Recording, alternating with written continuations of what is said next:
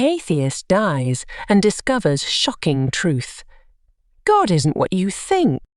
As I recount my transformative journey, I find myself compelled to share a profound shift in my beliefs that transpired during a near-death experience. My name is Ray Katan, and my encounter with the afterlife unfolded at the age of 20, within the confines of my second-floor bedroom, situated above the kitchen in my parents' home. My childhood was marked by unhappiness and a pervasive undercurrent of trauma. The walls of my home echoed with incessant fighting and unwelcome circumstances that I fervently wished to evade. The catalyst for my ND was an insidious gas leak from the kitchen's gas stove, unbeknownst to me as I slept through the night, inadvertently inhaling the toxic fumes. Upon attempting to rise from my bed, a disconcerting realization struck me. My body was unresponsive. My legs and head felt oppressively heavy, rendering movement impossible. Faced with this ominous predicament, I managed to drag myself to the edge of the bed, only to tumble to the floor, the impact registering as painless due to the lifelessness of the body I had left behind. Floating above it, in a neutral corner of the room, I gazed down at my inert form. Rather than inducing fear, this disembodied perspective filled me with a sense of euphoria, a profound relief. The colours were more vivid, and life appeared more vibrant despite the lifelessness below. A luminous, cone-shaped light emanated from the room's adjacent corner, enveloping me in its brilliance. As I moved towards the light, a gender indefinable being at its end reassured me, coaxing me further into its embrace. The euphoria intensified, an indescribable sensation that surpassed any previous experience. Although I desired to venture deeper into the light, a pivotal moment occurred. I looked down at the commotion in the room and despite our strained relationship, in that moment of crisis, my father cradled me in his arms, distressed and desperate for help. This unexpected display of emotion stirred a deep longing within me for a more connected relationship with him. In that ephemeral instance, as paramedics diligently worked on my lifeless body, I found myself negotiating with the being of light, yearning to return to the life I left behind. The next thing I knew, I awoke not in the room of my departure, but on the living room floor. Paramedics surrounded me, engaged in urgent discussions about transporting me to the hospital. Despite feeling remarkably well, my attempts to share the ethereal experience fell on deaf ears, met with skeptical gazes.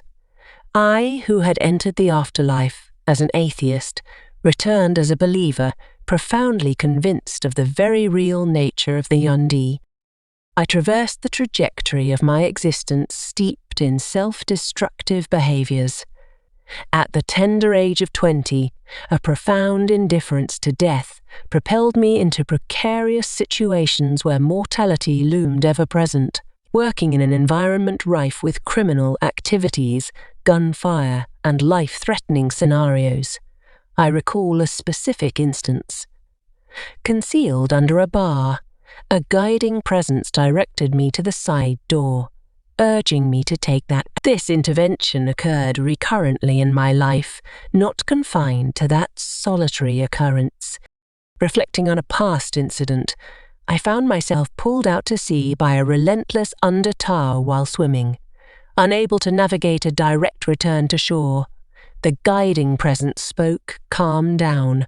Swim sideways and take as long as you need to get to shore." Heeding this counsel, I swam at an angle, reaching safety after an extended effort. In my youth, devoid of knowledge on such strategies, this guidance was instrumental in my survival, reinforcing the notion that there was some. It was only when I encountered my second wife that a clearer understanding of this mysterious presence emerged. Despite being unable to definitively define it, I began to accept the existence of a force beyond our immediate comprehension. For individuals with strong religious convictions, near-death experiences often align with the teachings ingrained by their faith.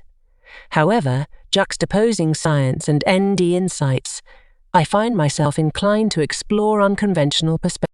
While I refrain from denying the existence of God, I posit that God transcends the conventional religious depiction.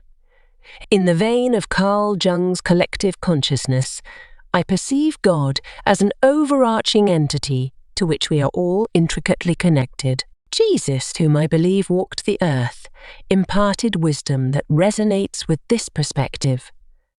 God resides within us, and we, collectively, are integral to God. The notion of an exclusive only Son of God is displaced by the acknowledgement that we are all sons of God, constituting an interconnected part of the divine entity. This paradigm challenges the hierarchical structure posited by traditional religious narratives, emphasizing the equality of all individuals, rather than a singular higher power dictating decisions for everyone. The premise that we collectively contribute to the universe's creation aligns more harmoniously with my understanding. The existence of negative elements within the collective consciousness impedes progress towards a more positive equilibrium, preventing the entity from discerning a definitive path forward. Eckhart Tolle's analogy serves as a profound insight into human behavior. Akin to the sun radiating energy to Earth, the choices we make with this energy determine the course of our collective existence. The intricate dance between individual actions and the collective consciousness shapes the trajectory of our shared reality, unraveling the profound interplay between humanity and the divine entity we are all connected to. The responsibility for our actions lies squarely with us, not with the life-giving sun that sustains us. As individuals, we wield the power to shape our existence, acting as co-creators in the unfolding tapestry of the universe. Our interconnectedness with God, the collective consciousness, manifests in our unique reception and utilization of the energy bestowed upon us. Within the realm of individuality, we absorb this energy, shaping our identities, yet the choices we make with it remain entirely within our purview. This autonomy, inherent in our creative capacity, underscores our role as architects of our destinies. It prompts the profound realization that, whether for better or worse, our actions stem from conscious decisions, not external forces. Contemplating the varied life paths individuals choose, the question arises: why opt for a challenging journey when an easier route is available? The distinction lies in the potential for enlightenment inherent in traversing arduous terrains. The crucible of adversity serves as the catalyst for personal transformation and spiritual evolution. Paradoxically, the most trying days often become the crucibles wherein one's true character is revealed, showcasing the resilience and capacity. Reflecting on my own journey, it becomes evident that the days of greatest challenge were, paradoxically, my best days. These were the moments when my true character shone through, affirming my ability to rise above adversity and emerge as a better person. Such transformative experiences, laden with hardship, become the crucible for enlightenment, drawing individuals closer to the light of self-discovery. Consider the life of Buddha, a prince with every conceivable luxury at his disposal. Confronted with the sheltered existence within his father's compound, the Buddha recognized the necessity of venturing beyond its confines to attain enlightenment. The arduous path he chose, forsaking comfort to endure suffering, exemplifies the indispensable role of challenges in the pursuit of spiritual awakening. In examining the dichotomy of good and bad, heaven and hell, I diverge from traditional beliefs. In the transition to the afterlife, individuals are confronted with a comprehensive review of their actions, both right and wrong. This moment of reckoning is not a punitive judgment, but an opportunity for profound self-awareness. The journey of crossing over unveils the intricacies of one's deeds, fostering an all-encompassing understanding and an ascension to a state of omniscience.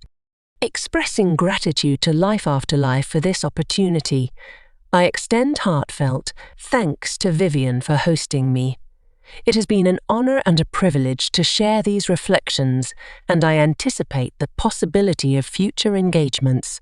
To our audience, I extend sincere thanks for your attentive presence. May the insights shared contribute to your own journeys of self-discovery and enlightenment. Thank you for watching.